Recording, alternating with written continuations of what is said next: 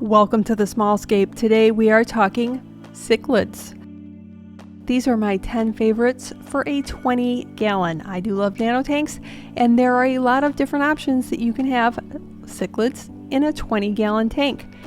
Generally speaking, these are great for hard water. That's what we have, unless I specifically mention otherwise, which the first option actually is for soft water.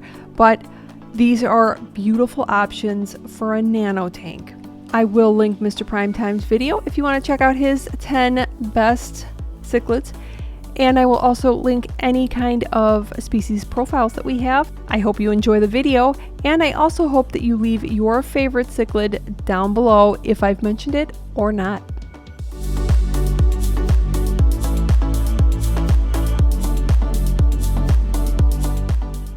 Let's start off with the ram, specifically the German blue ram, or actually, that's kind of the notable mention. My more favorite, if you compare the two, the German blue or the electric blue ram, I love the electric blue ram. It is a beautiful fish. Unfortunately, we do have harder water, so we don't really, we're not really able to keep the electric blue, but they are just absolutely a stunning fish. And this was an aquashella, I don't remember which one, but I just love this aquascape as well. I think it just highlighted the fish. It was just such a peaceful sort of scape that just highlighted this beautiful, beautiful fish. It is also good to note, along with needing softer water, they also require warmer temperatures. So in the 80s, 84 to 86, for the German blue, and then the electric blue I believe is like upper 70s to 85, so warm temperatures and soft water.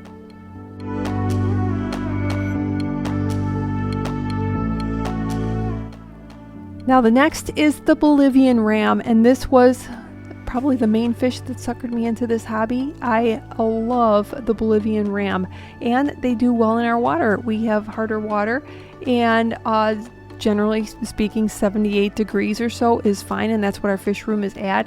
But I just love the Bolivian ram. It's just a mini Geophagus.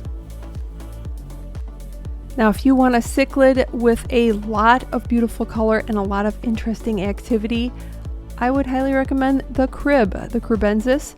Beautiful, beautiful fish with a lot of different colors and very active. Really fun to see them kind of digging. If you're not completely attached to your aquascape, or you don't have to have a very particular aquascape, this is the fish for you because they will dig.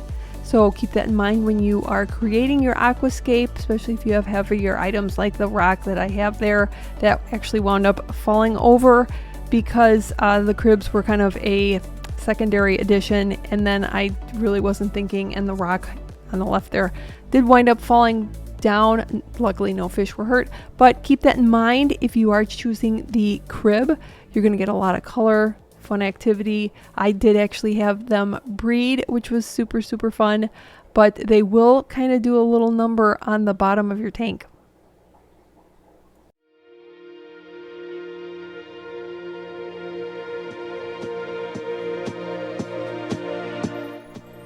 This is also a really good choice if you want more of a community tank for your 20. This was a 20 long, and I had some black neons and also a gourami in there, and it was a really fun mix. I think I even had a few little shadow cats in there, and it's just a great choice if you wanted to add a couple little cichlids to a 20 gallon.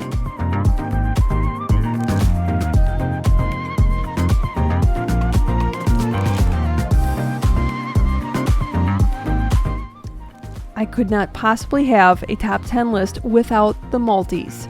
We have had these multis for a very long time, and the best thing about these is that it's kind of like little villages set up, and they are very friendly with each other. It's kind of like everybody takes care of their own and then also takes care of everybody else. They're very peaceful, so cute, the little babies. They're just adorable because those blue eyes are just stunning, and just to watch their activity, it's absolutely fascinating. And they're also, I would have to say, the most photogenic fish that you could get. you can get lots of still shots of them, which I find to be very fun.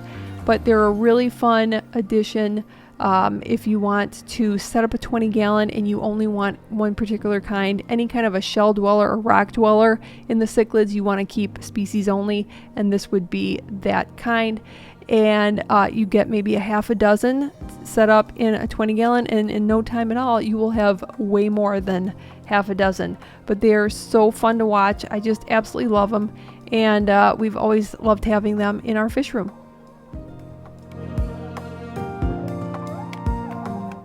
Next up is the checkerboard cichlid, and I adore these fish.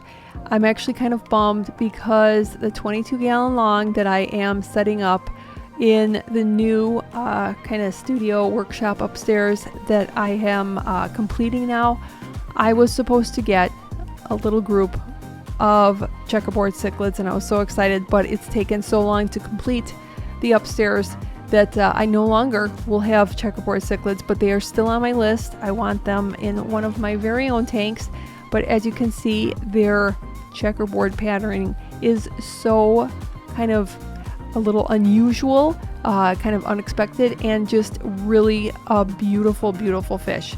It's just something a little unusual that maybe not a lot of people have. I don't know if you're familiar with these. Have you ever kept them?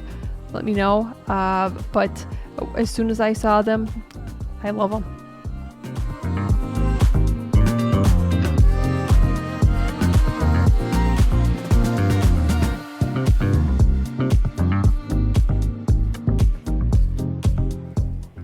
If you want small cichlids and you also want to take care of a snail problem, these are your guys. The Nanochromis are beautiful, and they'll also eat your snails.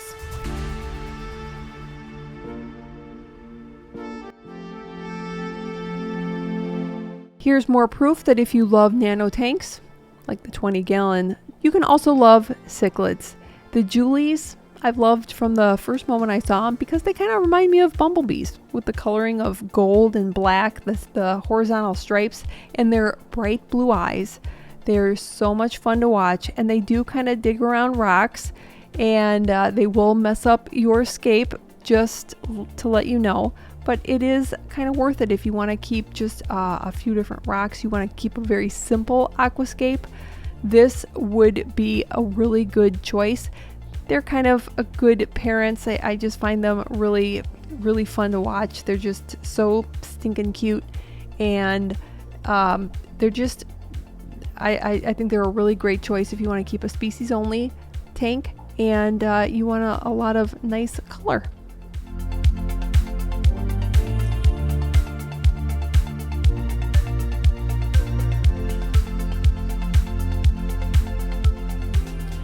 Here's a great option to add a couple, like take a pair of Apisto Panduro and add them to a community tank. This one, we have a number of different species in here. I think this was in our low boy, and really fun to kind of add kind of like a centerpiece fish. This would be a great choice and just a lot of fun. This was the first Apisto that I really kind of fell in love with. And then, of course, the next one here is the Apistogramma cacatoides. And this one has, I would say, a little bit more coloring. So if you're looking for something very, very striking, it's almost got like fire red on the tail. And it's just really quite stunning. It's really like no other fish. Some of these can really go head to head with the saltwater world, and this would be one of them. I mean, look at those fins, and whew, they're beautiful.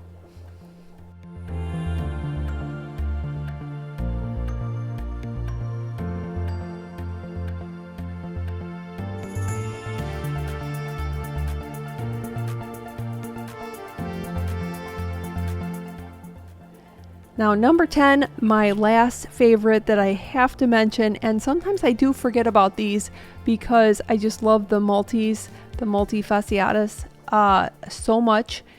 But these are another one that is a great choice if you have a 20-gallon tank and you want a species-only tank. You want to keep the scape very simple or elaborate, whatever, but have just rock work and just watch your fish look in, just interact, and they'll be going in and out of the little tunnels, and they're just so much fun to watch. And it's very kind of a natural biotope looking feel, so if you want to set up something like that, this would be a great choice.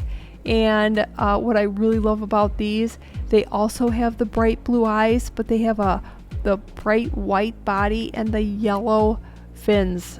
I'm just a sucker for any fish that has the bright blue eyes.